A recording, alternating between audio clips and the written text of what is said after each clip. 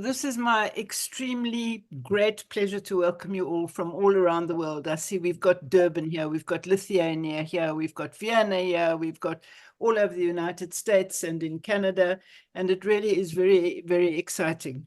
For me, this is a special session, and I'll tell you why. It goes right back to the grassroots and the creation of the Pass It On network. When I first met Joan Hively in 2013, long before 2013, I met her as a too young to retire person in Europe. And from there, Pass It On Network has grown, and I must say that Pass It On Network is now the dog that's wagging the tail of Too Young to Retire. But we're extremely pleased to have you all here. And we're very proud of our Pass It On network, which has grown over the last 11, 12 years into an international organization with what we call, and what has come to be known in our parlance, pioneers. P-I-O-N wasn't a very happy translation or shortening of our name, Pass It On network, but Pioneer is exactly what it is all about, because that's what we are all doing in this stage of our lives. We are pioneering the new phase of our lives, and that's all very exciting. Our Pass It On network, just a few words about that. As I said, we're global. We have regular 50-50 conversations like the one today. And we have a newsletter that comes out regularly, and we're very active at the United Nations through Margaret Young, who's also the head of the Global Alliance for the Rights of Older People. And I've just now spoken to her through WhatsApp. She's in New York right now because the session of the open-ended working group on aging is about to start, and it's a very key session. And Margaret's just sent the message across to say to everybody, please, please sign the petition. So Osnat, will you just remember to put the petition link in with the notes that go out to everybody, because we can carry on signing that petition. And I think with that, there's so much to be said, and I'd just like to hold a hand over immediately to Osnat, who's going to get us cracking. Thanks, Osnat. Welcome, everyone. Thanks, Moira, for starting us off. Today, I want to refer back to something you might have heard Pass It On Network co-founder Dr. Jen Hively championing: meaningful work, paid or unpaid, through the last breath. When we get to midlife and beyond, we often face the challenges born of societal ageist perception of older adults, otherwise called ageism, combined with our drive to amplify our social responsibility. Pass It On Network is built on the foundation of promoting advocacy and agency for self and our communities. The path forward isn't always straightforward. That's why we're thrilled to welcome Dr. Paul Ward, a fellow pioneer with wealth of experience, to explore how working for a living and helping humanity are central to our purposeful living and well-being. Dr. Ward is an international conscious leadership and conscious living coach. He's the co-author with Eileen Kaorskio and Sandy DeMaraset of Midlife New Life, Living Consciously in Midlife and Beyond. He's also the author of The Inner Journey to Conscious Leadership and the host of Conscious Conversation Circles. He's sometimes referred to as the consciousness whisperer. Paul is the principal owner of the coaching, consulting, and training company Too Young to Retire, offering impactful transitions coaching and facilitator certification training. And you may find him shuttling between the UK and the US throughout the year. Welcome, Paul. It's good to have you here with us today. You're calling us today from Florida. What delights you there today? Oh, thank you, Osnet. Delightful living here. I'm very fortunate to live right by the beach. When I look out of my window, then yeah, I'm looking at the beach, the Atlantic Ocean. So for me, the opportunity to wake up in the morning, be on the beach before the sun rises, to walk the beach when the sun rises is my really is a great pleasure. Yeah. And with this pleasure, it is our pleasure to invite you to speak with us about everything that makes life worth living. Thank you, and thank you everyone for being here. I really appreciate the opportunity to share a little bit today. I'm sure I've seen many of you at various times, but certainly on these pioneer calls, I don't always get to them, but I do when I can. So I'm delighted to be here today. So I'm going to share my screen and talk for perhaps about 20 minutes, and then we'll have some opportunity for some good discussion. So bear with me as I just open the screen. Okay. All right, well, hopefully you can now see my screen. I can't see you, so if you need to get my attention, then it'll be good to hear you. And yeah, I'm just delighted to have the opportunity to share a little bit about what's in our book and some of our philosophy about midlife and new life. And delighted that my co-author, Eileen Kroskio, is joining us on the call today as well to hopefully add her wisdom in the conversation later too.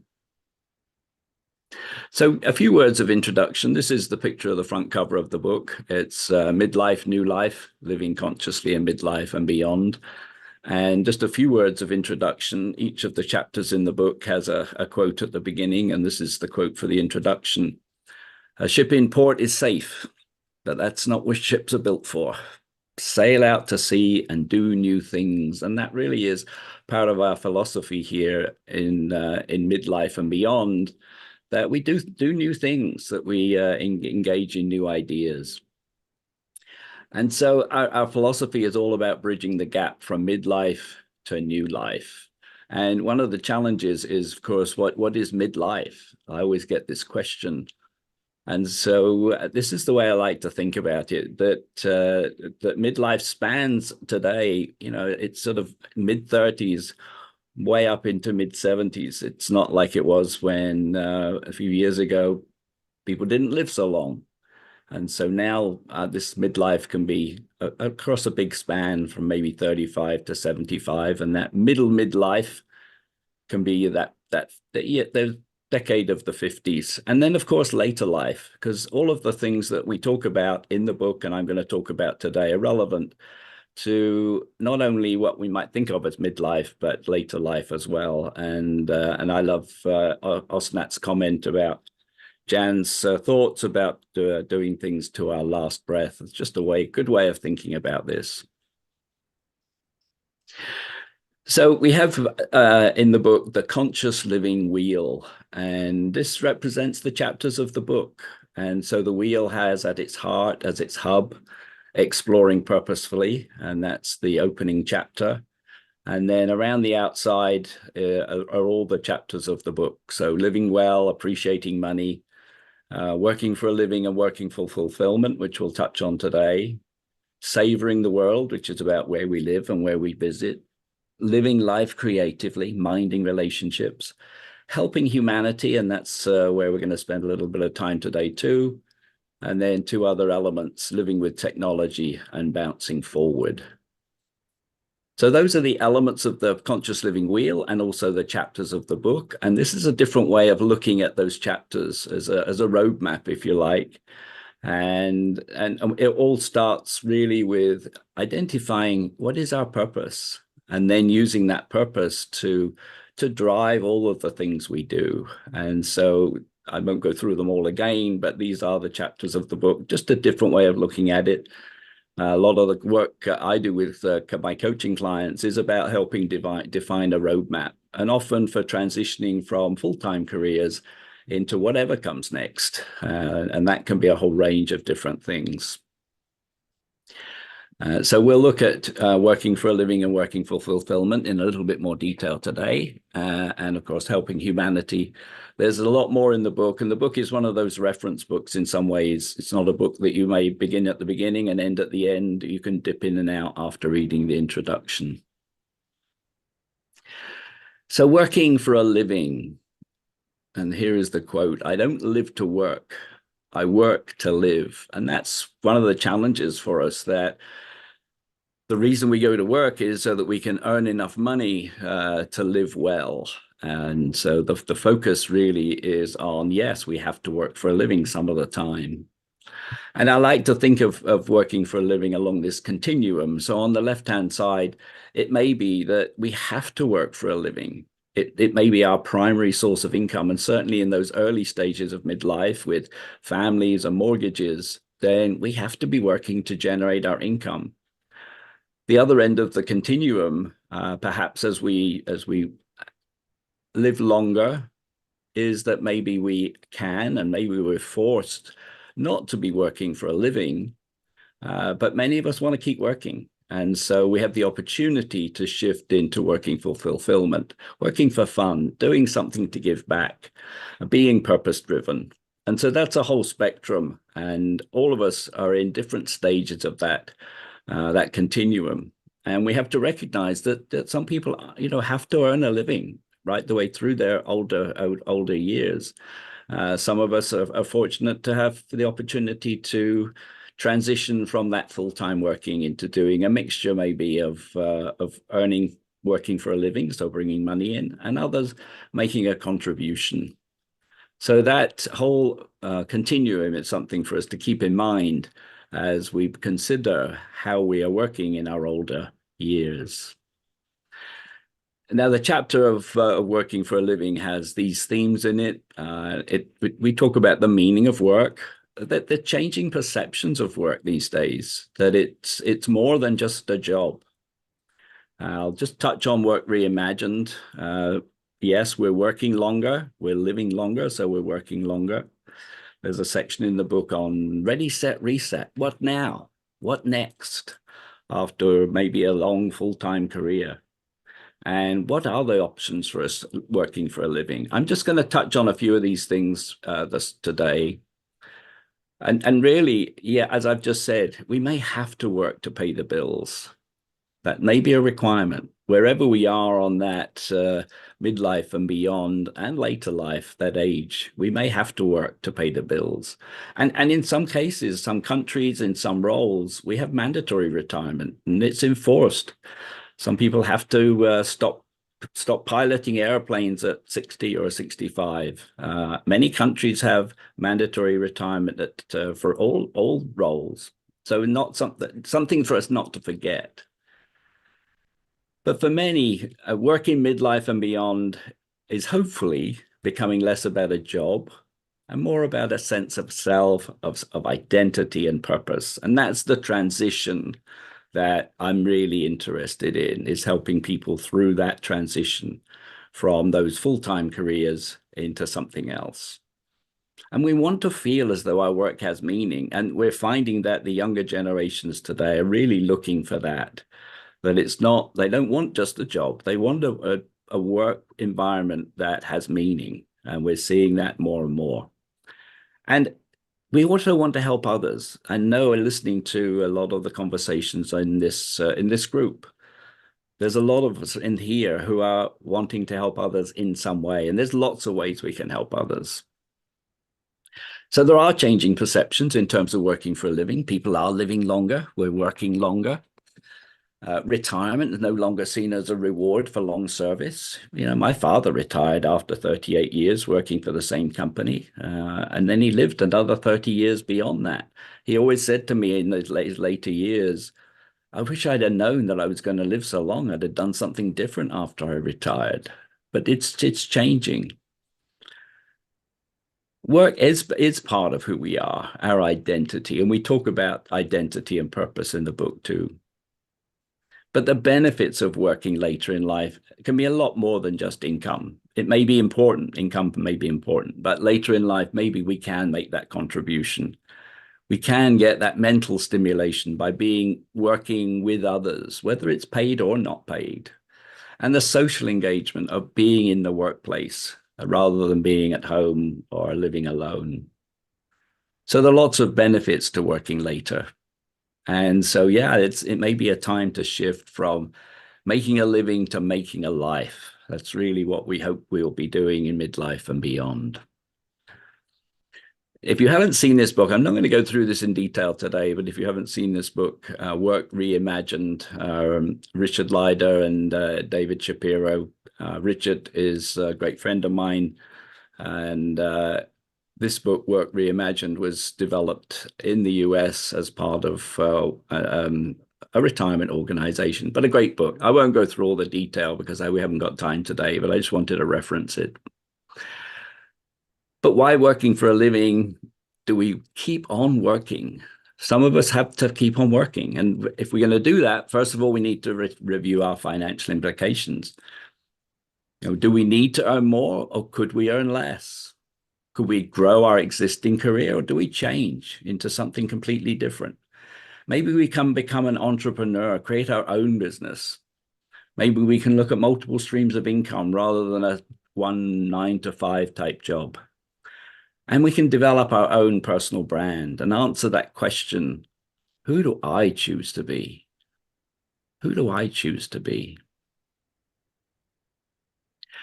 So I'm very brief touching on working for a living. And of course, working for fulfillment, for me, is about walking between the worlds of working for a living and working for fulfillment.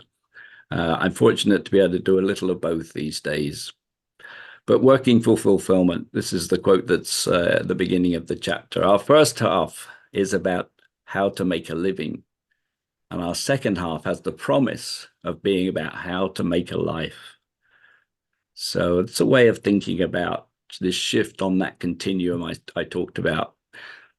And in the chapter in the book, we talk about these few themes. Money, someday Ireland, I'll come back to that. Money or meaning, are we doing the work because we have to, or can we find meaning in our work? We find encore careers, something that's different maybe than we've done in our past. Looking at entrepreneurial ventures, looking at social entrepreneurship, finding things that really give us the opportunity to serve others and give back. And this whole idea of mindful volunteering. So we touch on that in this chapter in the book. Now, Someday Ireland is also a book from Sam Horn, but her story of her father is in that book, and is a good reminder of not delaying our plans. Her father was working many years and had this great plan to visit all of the state parks in the major state parks in the United States, and he retired. Began that journey, and within weeks he had a stroke and was unable to continue. And so the question, the real request here is, don't delay, start today. Take time to go and enjoy some of those things that you'd planned to do. Make the plans, but don't leave it too long. So it's working for fulfillment. It's working because we want to, not because we have to. Now, some of us are going to have to keep working because we have to earn an income. Let's recognize that. But if we can be working because we want to, not because we have to, maybe we'll be much more fulfilled. And this whole idea of shifting from freedom from work, gosh, we've retired, so we're free from work, to freedom to work, freedom to choose. There are so many opportunities for on-call careers, for entrepreneurial ventures that we can do, maybe not to generate income, although that's helpful and it gives us more to give back. There are lots of opportunities for us to start our own business in the latter stages. And of course, volunteering. There are so many opportunities. And I know as I look around the circle here, lots of us are involved in different aspects of volunteering. And this is a quote from a poem many of you may know from Robert Frost. My object in living is to unite my avocation and my vocation as my two eyes make one in sight. So bringing together what I love to do with what I'm paid to do. If we can combine those, and merge them, then we can work for money, but we can also achieve that working for fulfillment. So entrepreneurial ventures, doing what you want to do, doing what you can do. You know, what's your expertise? What strengths do you bring? Obviously, making money, yes, but making a difference. That's really what working for fulfillment can enable us. Social entrepreneurship, so mission-driven. You know, what is our personal mission? What the mission of the organizations that we work with? Making that contribution, maybe philanthropic causes if we have the opportunity. And overall, giving back in terms of finances if we can, but in terms of our expertise and our time, so much that we can do to find the opportunity to work for fulfillment. So there's just a couple of questions here. I won't go through them all. You can see them on the screen, but this is a good way of, and these questions are in the book, but they have good questions to ask us if we're thinking about going into an entrepreneurial environment. If you had $1 million or €1 million euros or whatever the number in your country is, what type of business would you invest in? If you were to produce a documentary film, what subject would be about? So giving some thought as to how you might engage in entrepreneurial ventures. There's so much to do, so many opportunities to use our expertise and our skills. So let me spend a little bit more time now on this chapter on helping humanity. And Julia Butterfly Hill said, I wake up in the morning asking myself, what can I do today? How can I help the world today? So in the book, the themes are about environmental sustainability of our planet, social responsibility for people, and leadership in governments and business. I'm just going to spend a little bit of time on the middle one there on social responsibility. Many of you are familiar with the United Nations Sustainable Development Goals. For me, these are a great foundation. We're making some progress on some of them, lesser progress on a few. It's a good framework for us to be thinking about how can we contribute to these different sustainable development goals in our local communities and the global sense as well. So a little bit about the social responsibility elements that we've touched on in the book. Clearly, ageism and disability are real big issues for us. And ageism, of course, is something that we've talked about in this group before. Disability is another issue, is recognizing that we need to make a contribution. And I was saying earlier on, before we just started the call today, I was fortunate to spend the weekend. My son and his family are in Florida from England, and I traveled across to Tampa, which is on the Gulf Coast, essentially to go and watch the baseball. And I found there the baseball stadium in St. Petersburg is where Tampa Bay Rays play. It's a beautiful indoor stadium. But what I was saying earlier on, before we started the call, was how well they have embraced the people with disabilities. And so it's a great experience to watch and to compliment them on the work they've done. Sundays, they allow if those of you who know baseball, it's very big in the US. It's getting bigger in Europe too. My son is the head coach of the under 12s baseball team, and my grandson is one of the players. But then on Sunday in the St. Petersburg at the Tropicana Field, they allow the children to run around the bases, and thousands of them do. It's well organized, a great experience for them. But there was one number of those with physical disabilities were helped around to make sure that they could be included. And for me, that was just great to see that. At that stadium. The other thing which I was going to touch on later, but I will say it now because it's relevant to the stadium, was the inclusion of older workers. They had, I don't know how many, it seemed like there was probably about 100. They are called fan hosts. And they wear the yellow jersey, and they're there to help the fans who are there. But all of them were older workers, And I sort of had to check, are they there voluntarily or are they being paid? And I was very impressed by the fact that they are paid a living wage, and they make a good wage, and they make a great contribution. So great to see. And so having that diversity and inclusion was really very important. So I also wanted just to touch on some ideas for being involved. A couple of statistics here. Here in terms of in America, 82% of Americans who are 50 and older have experienced age-based discrimination, prejudice, and stereotyping in their daily lives. This is a poll that was done just a few years ago. So it's very evident here in the US. It's very evident in all other countries as well in different ways. So it's very clearly there. And I think Moira mentioned the open-ended working group on aging, the Global Alliance for the Rights of Older People, and the Pass It On Network has been so involved, and I'm very delighted to see the involvement of the Pass It On Network and many of you in these activities, because that's what we need to do. We need to be involved. Just another reference here, Ken Dykewald was one of our endorsers for the book, and there's a great book, What Retirees Want. He's got a lot of data in there as well, but he also reminds us that ageism sucks.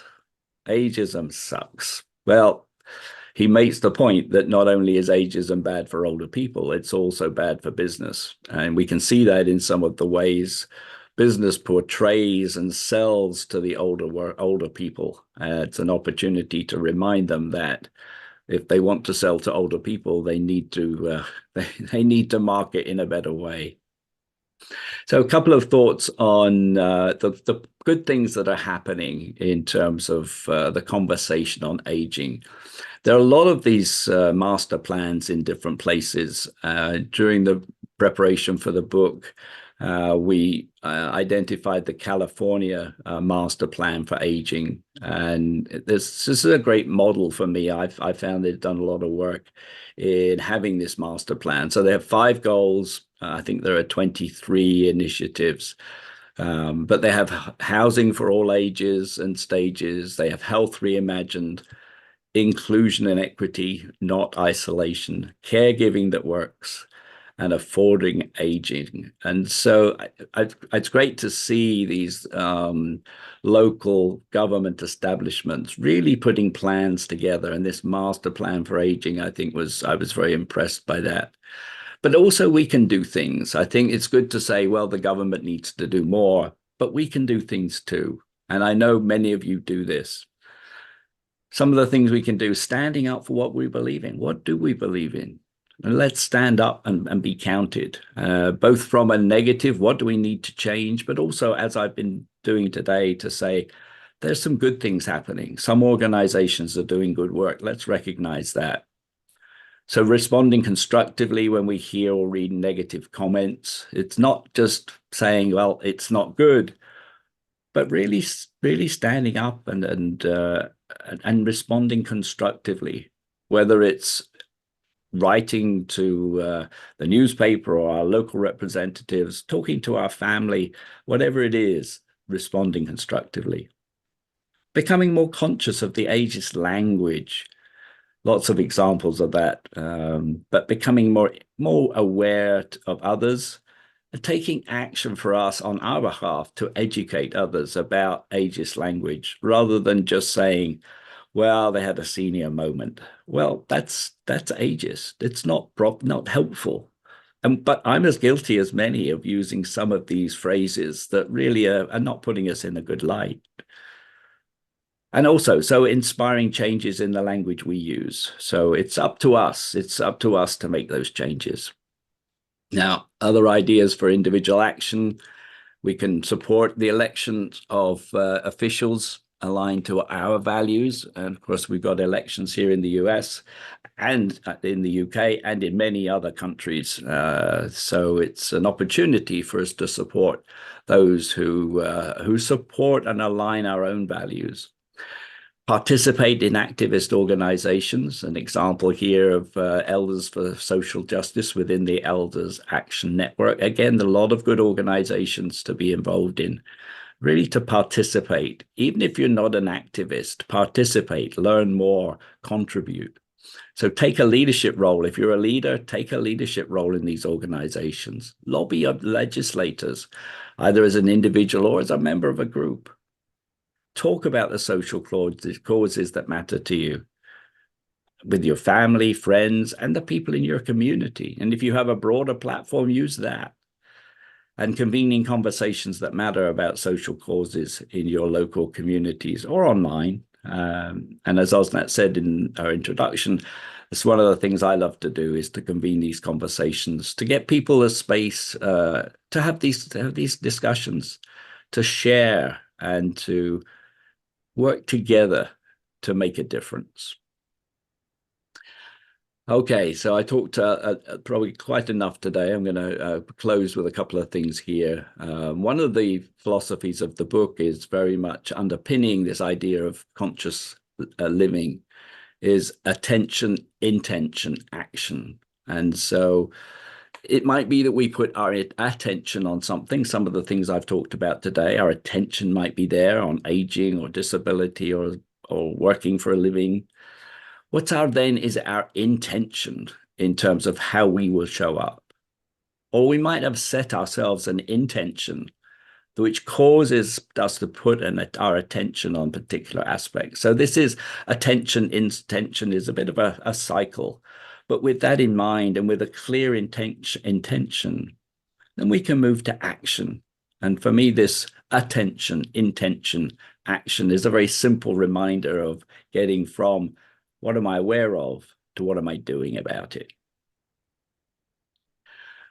So that's a very quick look at some of the elements of the book. Hopefully that stimulated some thinking and hopefully some questions and hopefully a good dialogue. And so I'm going to pause there and go back to Osnat. Yeah. Wow. Yeah, I couldn't stop writing. I have all these different questions to ask you. It was so interesting.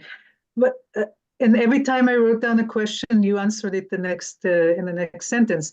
But out of all of this, something actually came up for me that maybe you can address. It's going to be a stacked question. Maybe you can address, weave it together. One is that you spoke about social responsibility and the things that we can do about this as individuals and as organizations, and we all have something to contribute and to teach and to share. And sometimes these age-related obstacles like ageism and inability and disability are in the way. So when we want to do something about pursuing some social good undertaking, so that's one thing. The other thing that you just highlighted was the attention and intention. I think it's really cool. There's a situation where you might, with our zeal or passion to contribute, we might find ourselves so overwhelmed that we break the balance between living well and in well-being and our want and need and saying yes to social responsibility or anything else. So in that vein, can you just address it in a few words and then we'll move on to a bigger conversation? Yeah, thank you, Osnat. Yeah, the sense of overwhelm, I think, is very real. And I'm sure many of us have that feeling of overwhelm. There are so many. And in fact, as we were writing the book, we found so many things that we wanted to talk about. And in fact, each of the chapters in the book could be a completely new book.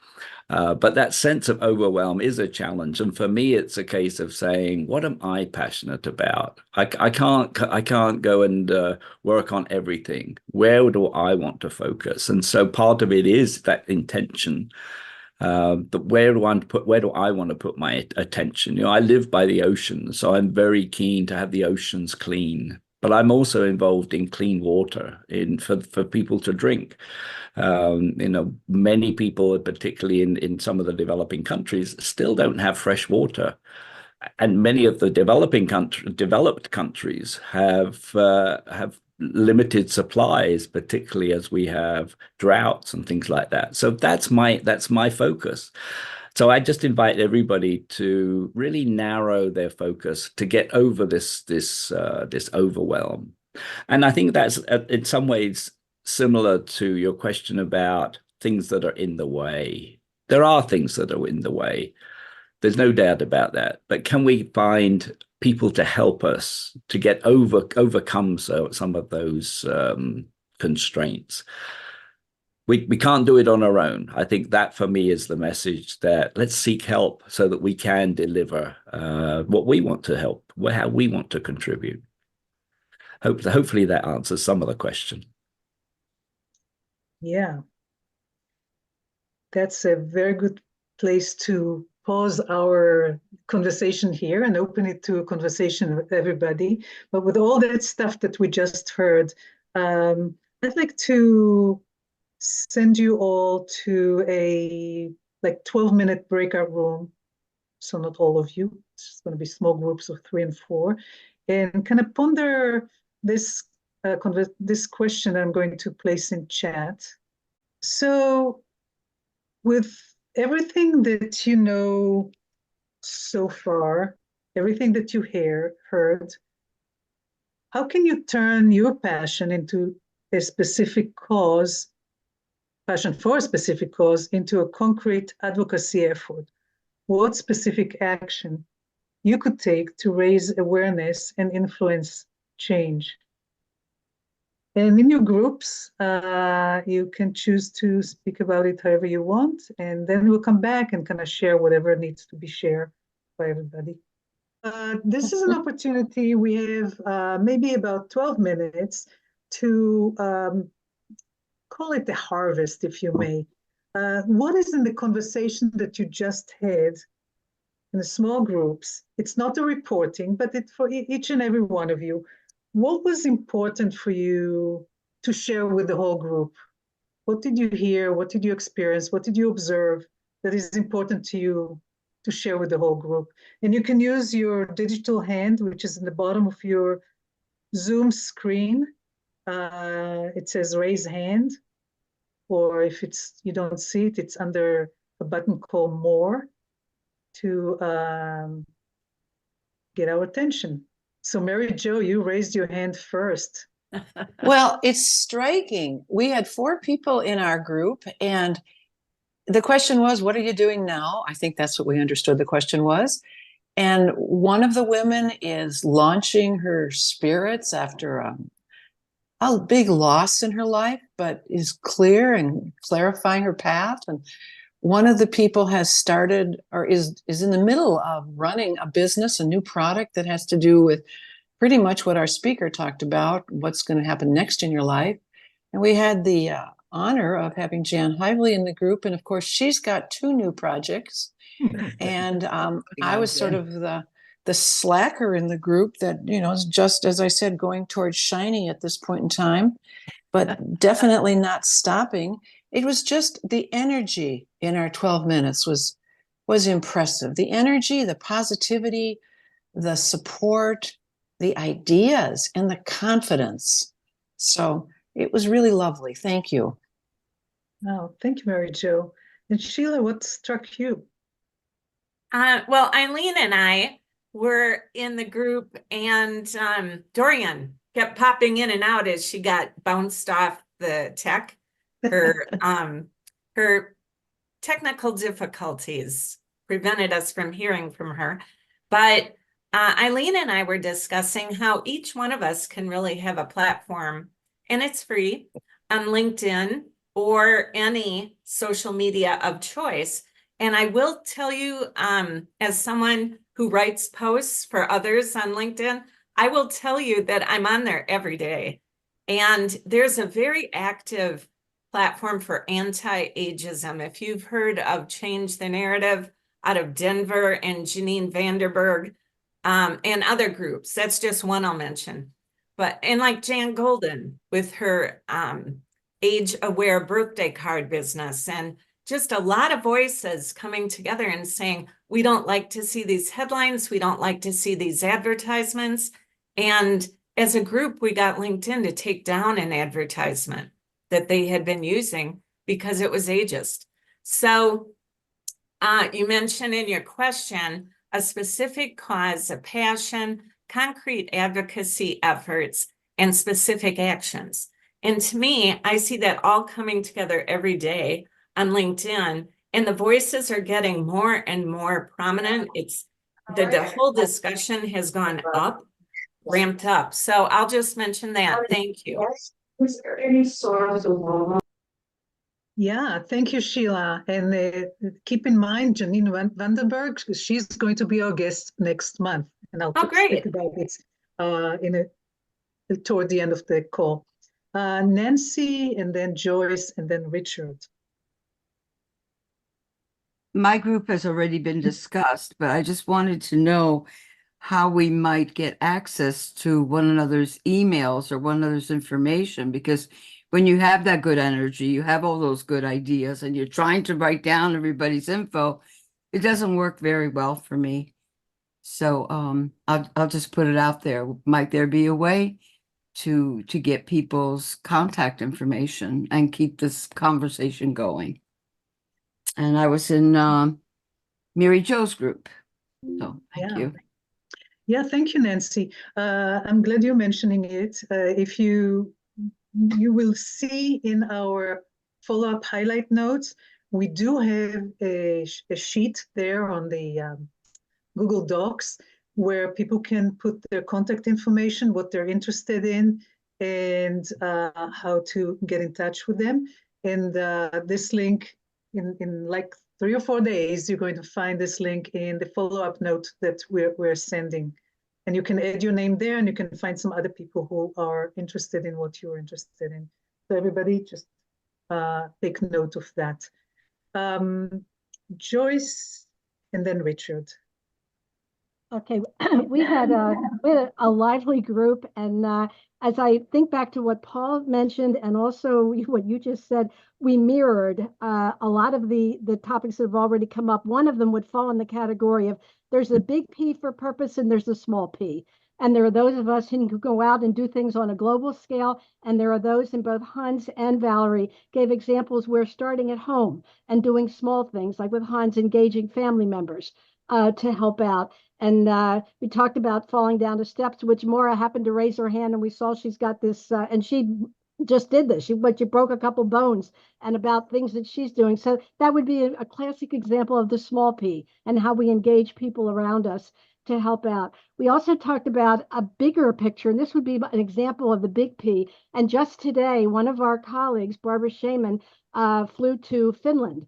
And she is interviewing a young man who was one of her students 30 years ago, who's now all grown up, married a Finnish woman, and is living there, and is interviewing Granger to be one of her champions of caring. And they're doing a documentary film, and her goal in the film is to create a global legion of changemakers. And that's people looking at all ages, from children, teens, young adults, all the way through all of us and beyond, to look at what can we do to make the world a better, kinder place, because we all know that needs to happen. And so that we have that example that's actually already out there. And they also have created a companion guide, and the companion guide is free, and it's how to start a project. And the whole thing we say is start small. And then Vicki Thomas, who I also noticed is our business partner, and we started a little organization called My Future Purpose the last Thursday of the month. And that's why, Nancy, I'm glad you mentioned about gathering emails. We offer a little get-together called Meeting of the Minds. And it's for any of us to get together. And if you've got an idea and wonder how to get started, or you just want to grow an idea or get some thoughts on something you're already considering, join us, because that's what the hour is all about, to just share ideas and help people get started or enhance what they're already doing. So that's the essence of what we did. Yeah, great. Thank you, Joyce. You mentioned a lot of resources in your comments. Could you please put some links in the chat? We'll also include them in the highlight notes so that people can refer to them, which brings us to Richard. Hi, everybody. Well, I want to give a shout out to the magical serendipity of Pion, because the person that I got connected to was Adele Ostfield, whom I had not met before. Adele is in Toronto. I'm out in California. And when we started talking about what our passions were, it turns out we share a passion for helping older adults learn technology. So I've been doing it in a variety of ways out here in California. As some of you may know, I've been doing this for many years. Adele is connected with the Center for Brain Health Innovation at Baycrest, which is a wonderful organization up in Canada, and we have now exchanged emails and phone numbers and are going to talk more about an international collaboration, which was, all made possible by our contact today. So thank you. And Adele, I look forward to working with you in the future. That's excellent. This is what Pass It On Network is. You bet. Connecting active and positive aging activists everywhere. I just wanted to point out that Adele was also a co-guest in our last December, I think it was, 50-50, talking about technology and aging. So go back to our YouTube channel, check it out. We're there. And Isaac, you're next. Hi there. Great. So let's see. I guess with regards to the question, one thing that our group talked about, which I was with Jennifer and Todd, I believe. Tom, my bad, Tom. And what we talked about was really interesting because Jennifer works with older adults and using music as a way to nurture them and kind of find sort of common ground with that. And I too also work with older adults in technology, right? I think before, sorry, my earphones just died. But I also am involved in that work, and what we talked about was what a potential mixing of both advocacies, what they would look like. And I mentioned something called Radio Garden, which is a website that you can go to where you can pretty much connect to any radio station across the world. My dad was the one who shared it with me because he uses it to listen to his music from his home country, and more specifically, the very town that he's from, which is a very small town. And we talked about how you can sort of mix these two spheres, I guess, of engaging with technology, how to make technology more accessible and respectful of people's needs. And then also using music is another sphere of finding a way to create a sense of common ground, maybe find a way to comfort someone, maybe using it to bring back memories. And so what we realized then was that I think by finding those intersections between 2, 3, multiple different spheres of action, how they could lead to very, very impactful and very memorable moments of advocacy because of the fact that they are at the intersection of those two different or multiple different spheres, right? And I think personally that using those avenues, you can kind of create many messages that many people will be able to understand because of that fact that it's sort of in that middle ground that people can come to and turn to and realize, oh, you're totally right about that, and this is why. So yeah. That's brilliant. Thank you, Isaac. You know, I want to pause here because we're going to have another 15 minutes after the following to speak more about this. I want to pass the microphone back to Paul to kind of bookend the conversation that we had so far. And over to you, Paul. Yeah, thank you. What a great conversation. Great to hear everyone's voices here. I think what strikes me listening is that it is about choices. You know, some of us have conscious choices about how we transition from our full-time careers into something else. And one of the things we talked about in our small group was that sometimes we don't have a choice. We're not given the choice. Either we're let go from a job because of whatever reason, or a health issue. There's all sorts of reasons why we find ourselves not working, and sometimes that's a good thing, and sometimes it's challenging. So, I think I really want to leave the thought of conscious choices. That yes, it's great to have conscious choices, but not everyone does. And we can help those who perhaps don't have the opportunity to make conscious choices about those transitions from working life into whatever comes next. Thank you, Paul. Thank you also for bringing this really important issue and challenge and opportunity and possibility to this forum. We heard a lot of interesting things. I want to take this opportunity to invite you to our next 50/50, which is going to be on June 10th at 1 p.m. Eastern Time. And that session is actually going to be quite special. We heard several things that connect us directly to that session next month. One of them is the future of the UN 14th open-ended working group on aging hangs in the balance now. If it is silenced, which might happen this week, this very important global forum advocating for all the adults would cease to be a powerful voice for our rights. And this year, in the world, and Paul already mentioned it, there are a high number of national elections. There are over 60, and 40 of them are still to come here in the US and other places around the world. And they present a crucial opportunity to strengthen the connection between aging and political accountability in a more universal way. Wherever you are, you can make a difference. So with that in mind, we invited Janine Vanderberg, whose name we heard earlier. She's a longtime pioneer, a community activist, and the founder of Changing the Narrative.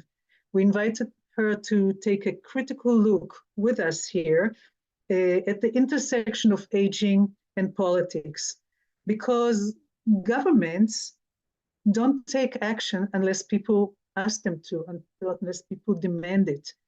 So we want, first of all, to ask you to make your voice heard. If your elections in your pending in your area, write to your candidates, tell them what you want, hold them accountable to what they're promising and what they need to promise to do and actually act on for the rights of all the people. You'll have an invitation in your mail in about 10 days for our 50/50 on June 10th, 1 p.m. Eastern Time with Janine Vandenberg on the intersection of aging and politics. So hope to see you there. And at this point, we are formally closing this call and informally opening it for another 15 minutes for anybody who has anything else to add on the topic of today or any other topic that relates to it. Use your digital hand. Yes, Tom. Yeah, thank you very much, Paul. My interest and concern is a little bit like maybe what Asnat was mentioning in her first question, that the overwhelm, but more if you could speak to interior barriers. In middle age, as I have understood it from studies and my own experience, a lot of unresolved issues, transitions, psychological, spiritual challenges come to the surface. Some writers have referred to it as swampland visitations, the despair, the angst, the issues from the past that present barriers to actually moving ahead with one's dreams and authentic life. Just wondered what you might want to say about that.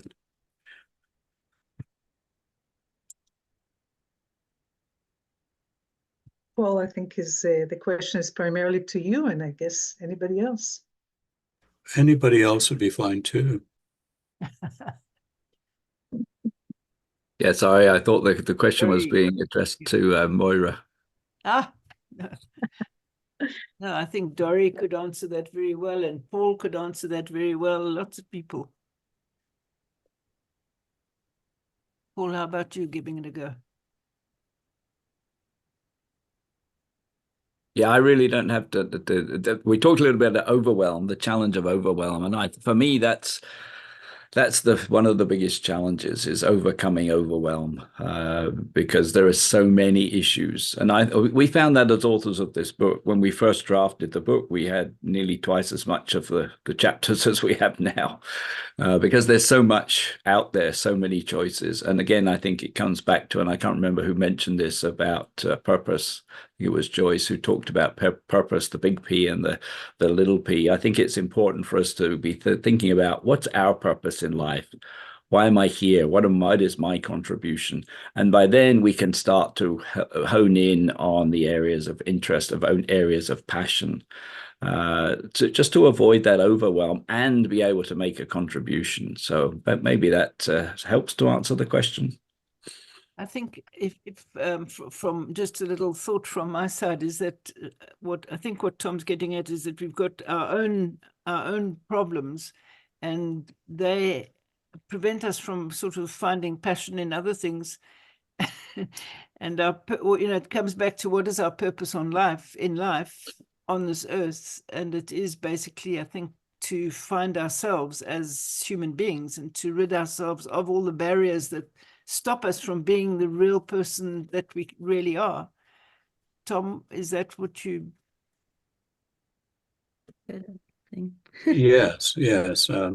People talk about it, finding your real self, individuation, that kind of thing, which it's a great idea, but others have said there's nothing more terrifying than actually moving in that direction. And it's not just an inner ageist, there's something more profound that's a barrier, a resistance that seems to me needs to be understood, addressed, considered. I'd like to add to that, Tom, is that one of the things with barriers, sometimes it's something like our mindset. And in the book, there's at least 8 mindsets to look at, and building resilience as a mindsets and actions and plans, and talking with others. Paul has a wonderful conversation circle, so you can talk to others and gain wisdom. 50 people were interviewed for this book, so you certainly can, glean from their wisdom. But talking to others, finding things that you can do for your well-being, socially, emotionally, spiritually. These are things that you can do one at a time. But yes, I do agree that sometimes it can be challenging, but accepting where you are and then moving forward, bouncing forward.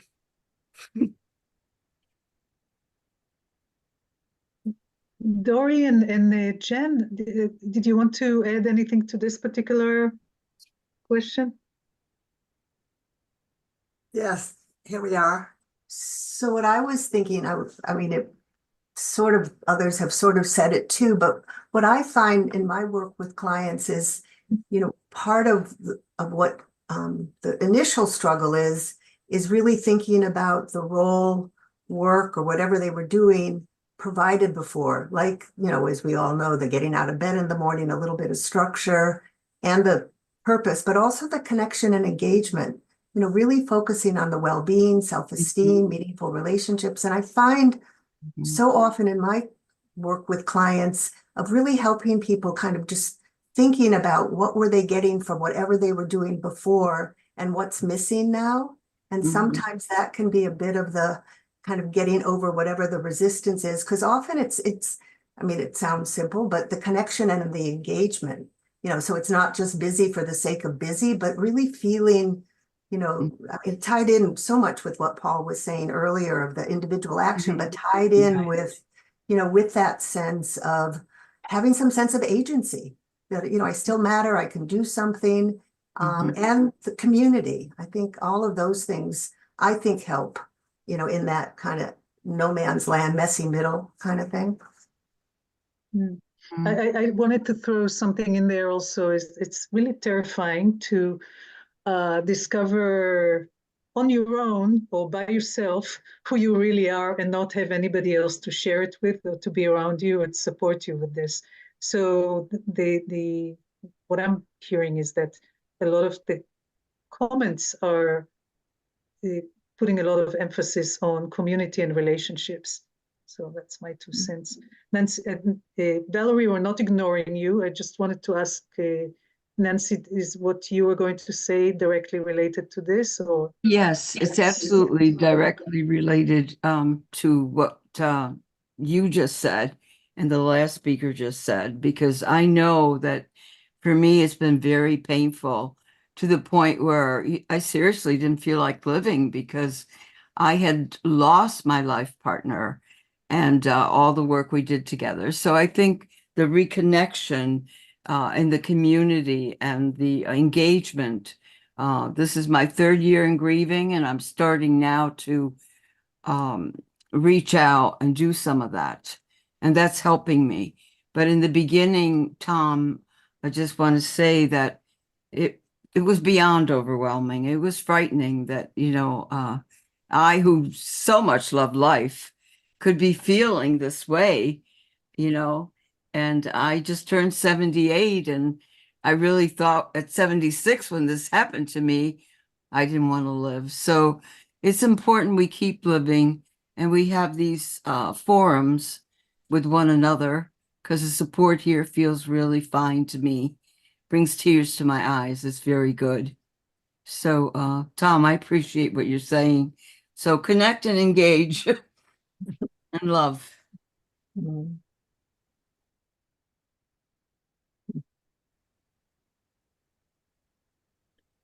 Valerie, you're next. This talking about aging, I'm a little older perhaps than many of you. I'm nearly 83, and I'm still very active mentally and physically. When several years ago, actually, when I was staying with Moira in Paris, I went to a conference that was for older people. And one of the speakers was the most ageist person I'd ever come across in my life. Everything he said was anti-getting old. And it really, excuse my French, pissed me off. So I got up and I sat on the stage, and then he said, "Can I help you?" I said, "No, but I think I can help you.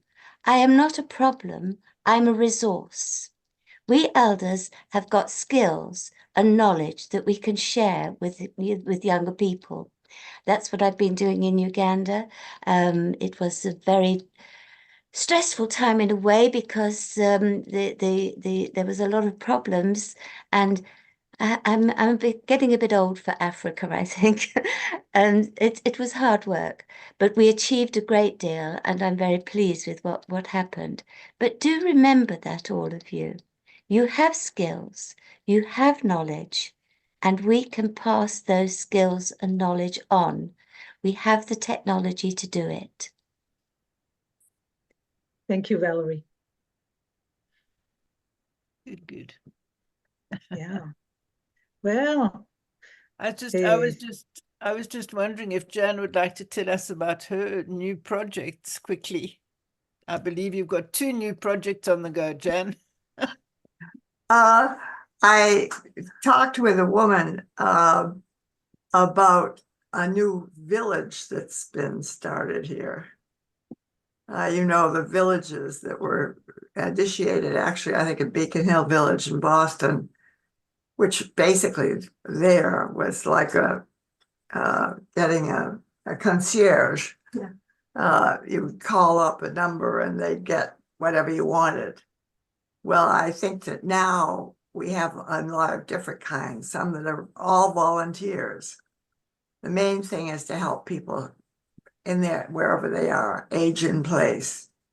And I now am a volunteer and auxiliary member of a village, and also on the steering committee.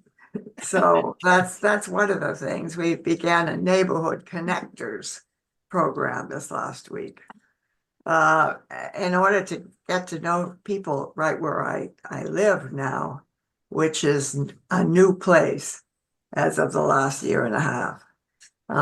So that's one of the things. The other thing is I've been involved very deeply in a Unitarian Universalist congregation, which is what you call a shared ministry. What that means is it's a do-it-yourself congregation. We have our worship committee that plans the sermons, and we have another committee that, you know, cleans up and puts things in a place, and much of it is on Zoom, and two Sundays a month are simply on Zoom. But there's plenty to do, and it's a wonderfully diverse group, mixed up of ages and races and ethnicities and everything else. So yesterday, led by a wonderful woman from a local tribal group, indigenous people. So that's occupying my time. Super. Thank you so much, Jan. Along with having good guests. Yeah. And I know it's no secret for everybody around the screen, but Jan did celebrate a couple of years ago her 90th anniversary. So she's the most outstanding role model for all of us. Thank you so much. Yeah. It's a new beginning, new adventure. Adele, you have the last voice here. Yes. Final, I should say, not last. Well, I'm not sure whether that's an accolade that I deserve, but I did want to call out what Valerie said, because I thought I'm going to use that. She said, I am not a problem, I'm a resource. I do a lot of work with helping older people stand up for themselves. I do a fair bit of writing in that field. And Valerie, with your permission, I'm going to use that because I think that it is so telling that you could get up on the stage, and when the gentleman said, "Can I help you?" you said, "No, I can help you." I think that's what we can do as an older generation. And, you know, what Paul spoke to, the transition and going from younger life to midlife to, I now fall in his older life category. You know, I'm not finished. I still have more to give. And I'm not a problem. I'm a resource. Thank you, Valerie. Great. What a great way to pause until next month on June 10th. Oh, wow. Same time, same place. Please come back. Thank you very much for all of your comments.